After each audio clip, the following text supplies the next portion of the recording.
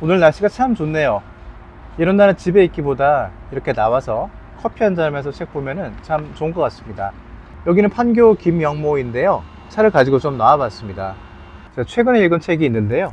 이따가 제가 따로 소개를 해드리려고 하는데 모스크바의 신사라는 책이 있고요. 그 다음에 이거는 다산 정약용 선생님에 관해서 다산의 마지막 질문이라는 책입니다. 그리고 이거는 이경규 씨의 에세이입니다. 와이프가 읽길래 저도 봤는데 얇고 가볍게 읽히면서도 또 읽다 보면은 그분의 내공이 느껴지더라고요. 그래서 요즘에는 차에 넣어두고 가끔씩 펼쳐보기도 합니다. 그리고 이 책은 그릿, 많이들 아시는 책이죠. 사실 이거는 제 딸 책인데요. 영어 공부할 겸 원서를 한번 읽어보려고 합니다. 까라마조프의 형제들. 여러분들도 아마 가지고 계실 것 같은데요. 혹시 읽어보셨나요? 사실 이것도 제 딸 책입니다. 그래서 제가 완독에 아마 성공하면 한번 북 리뷰를 해볼까 싶기도 합니다.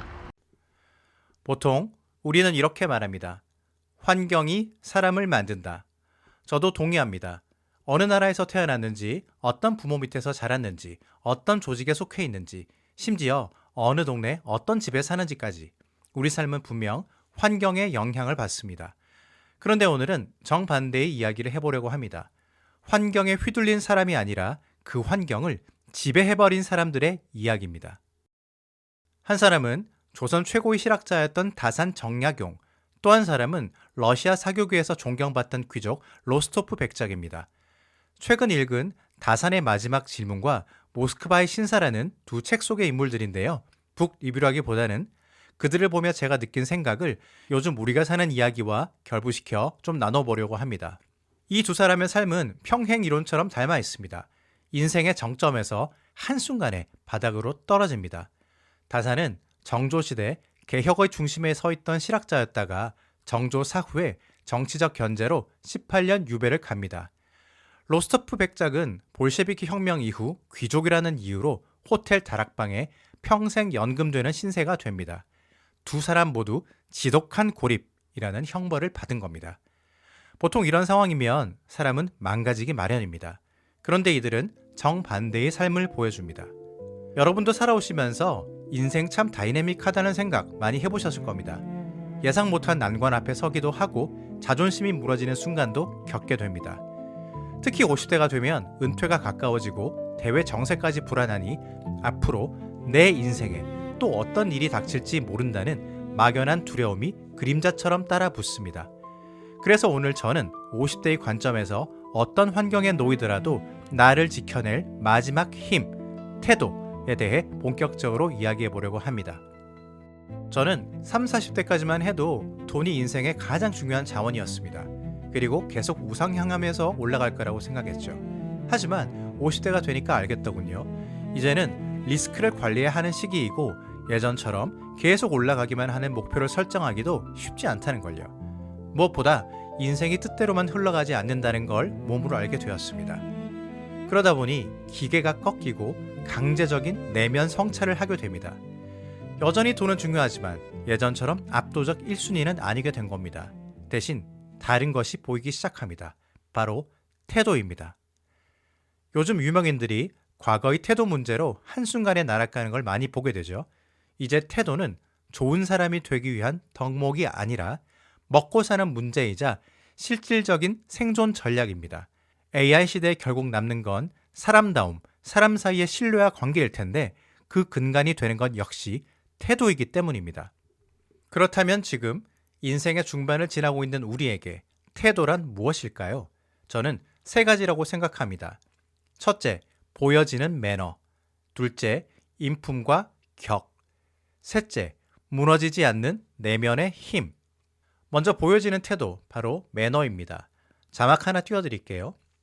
신사는 자신이 받는 것보다 더 많은 것을 세상에 내놓는 사람이다. 제가 싱가포르 살 때 잊지 못하는 장면이 하나 있습니다. 큰딸 친구 중에 글로벌 호텔 체인의 총지배인 아버지가 계셨거든요.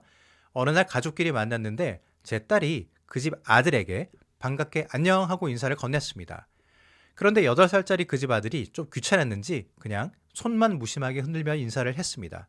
그랬더니 그 총지배인 아버지가 아들을 바로 불러 세우더니 이렇게 말하는 겁니다. 그건 남자의 매너가 아니지.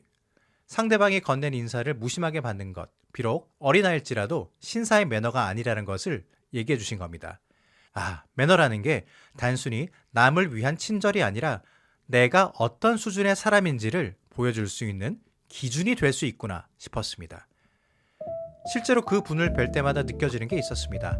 주변 사람들을 참 편안하게 만들고 그 공간의 분위기를 좋게 만드는 묘한 재주가 있으셨습니다. 한국 교포분이셨는데요. 그런 남다른 매너가 있었기에 그 치열한 글로벌 호텔 업계에서 최고 자리까지 가셨겠구나 싶었습니다. 그런데 여러분, 이 매너라는 게 참 무섭습니다. 머리로는 다 알죠. 문 잡아줘야지, 양보해야지. 하지만 몸에 완전히 배지 않으면 조금만 방심해도 본 모습이 튀어나옵니다. 내가 좀 피곤할 때, 마음이 급할 때, 혹은 나보다 약해 보이는 사람들을 대할 때 그렇죠. 하지만 우리 50대 이제는 의식적으로라도 좀 노력해야 할 것 같습니다. 누구를 이기려고 목소리를 높이기보다 타인을 귀하게 대접함으로써 내 품격을 완성해 나가는 것. 그 한 끗 차이가 우리 인생 후반의 격을 바꿔놓을 수도 있으니까요. 두 번째는 격과 인품입니다. 저도 50쯤 되면 좀 괜찮은 사람이 되어 있을 줄 알았습니다. 그런데 그렇지가 않더라고요. 여전히 제 안에는 아이 같은 마음이 있고 운전하다가 성급하게 경적을 울리고 아이에게 버럭 짜증을 낼 때도 있습니다. 진짜 격이라는 건 겉과 속이 다르지 않고 강자에게 강하고 약자에게 따뜻한 그 단단함에서 나오는 건데 말입니다. 사실 요즘 세상 참 무례한 분들 많죠. 얼굴 안 보인다고 악플을 쏟아내고 강한 사람 앞에서만 비굴하게 굴다가도 약한 사람에겐 서슴없이 무시의 눈빛을 보냅니다. 겉은 번듯해 보여도 속은 텅 비어있는 분들이 참 많은 것 같습니다. 여러분, 요즘 신사라는 말 참 낯설죠? 마치 구시대 언어 같기도 하고요. 그런데 저는 지금이야말로 이 신사라는 단어를 다시 꺼내야 할 때가 아닌가 싶습니다. 상대방에 대한 배려가 몸에 밴 사람, 익명성 뒤에 숨지 않는 당당함, 그리고 무엇보다 세상이 나를 알아주지 않아도 스스로를 귀하게 여길 줄 아는 사람, 그게 결국 우리가 되찾아야 할 진짜 인품이 아닐까 합니다. 쉽지 않은 도전입니다. 저도 아직 멀었습니다. 외모도 좀 깔끔하게 가꾸고 무엇보다 내면이 흐트러지지 않는 사람이 되도록 그렇게 조금씩 신사답게 살아보려고 합니다. 이제 오늘 이야기의 핵심입니다. 자, 세 번째입니다. 인생의 어둠 속에서도 무너지지 않는 힘에 대해 말해보려고 합니다. 한 사람은 조선 정조시대 최고의 실세였다가 정조 별세 후 18년 유배를 선고받고 주막집 뒷방으로 밀려난 사상가 정약용입니다.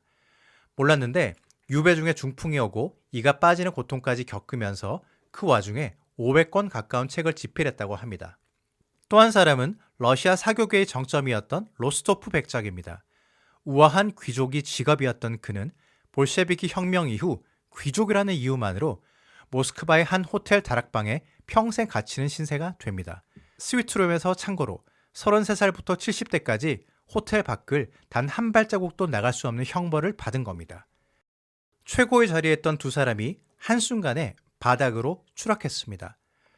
처참하게 무너졌는데 그 자리에서 그들은 어떤 선택을 했을까요? 모스크바의 신사는 빌 게이츠와 오바마의 추천책이라고도 하는데 그들은 왜 이 백작의 삶에 찬사를 보냈을까요? 백작은 아무도 보지 않는 다락방에서도 매일 아침 면도를 하고 정장을 갖춰 입었습니다. 그리고 와인 하나를 고를 때도 식사를 하거나 책을 읽을 때도 항상 품위를 지켰습니다. 아무리 말단의 호텔 직원이라고 할지라도 모든 사람을 대할 때 진심 어린 존중을 보입니다. 나중에 그는 자살 시도를 할 만큼 절망적인 순간을 겪기도 하지만 결국 마음을 고쳐먹고 호텔 식당의 웨이터로 일하기 시작합니다. 평생 직업 한 번 가져본 적 없던 백작이 웨이터가 되었을 때 그는 비굴해지는 대신 접시 하나에 신사의 격을 담았습니다. 상황이 나를 만드는 게 아니라 내 태도가 상황을 만든다는 걸 그는 온몸으로 증명해 보인 겁니다. 다산 역시 마찬가지입니다. 중풍과 싸우면서도 매일 아침 마당을 쓸고 붓을 놓지 않았습니다. 권력, 명예, 건강, 모든 걸 잃었지만 끝내 자신의 사상을 완성해냅니다. 이건 세상이 나를 버려도 나는 나를 포기하지 않는다 라는 장엄한 선언이 아니었을까 싶습니다. 두 사람의 삶은 달랐지만 결국 하나로 귀결됩니다. 상황에 무너지지 않았다는 것, 그리고 자기 태도를 끝까지 포기하지 않았다는 겁니다. 고백합니다. 저는 26년차 직장인입니다. 2년 전 10년 넘게 해온 팀장직을 내려놓고 팀원으로 자리가 바뀌었습니다. 소위 말하는 강등이었죠. 처음 팀원의 책상에 앉았을 때 그 자리가 유배지 같아 고개를 숙였습니다. 다산이나 백작처럼 처음부터 꼿꼿하지는 못했습니다. 하지만 이제는 이렇게 생각합니다. 진짜 계급은 직함이 아니라 태도에서 결정된다. 인생은 항상 올라가기만 하지는 않습니다. 언젠가는 내려오는 순간이 있습니다. 그러니 이제 50대라면 우리에게 필요한 건 더 높은 목표가 아니라 내려올 때도 나를 붙잡아줄 태도의 근력이 아닌가 싶습니다. 우리 50대 동지 여러분, 내일 아침 출근길에 혹은 일상의 자리에서 이 세 가지만 기억해보면 어떨까요? 첫째, 작은 매너가 내 품격을 만든다. 둘째, 아무도 보지 않아도 나의 일상을 흐트러뜨리지 않는다. 셋째, 어떤 상황에서도 내 가치는 내가 결정한다 라는 믿음을 갖는다.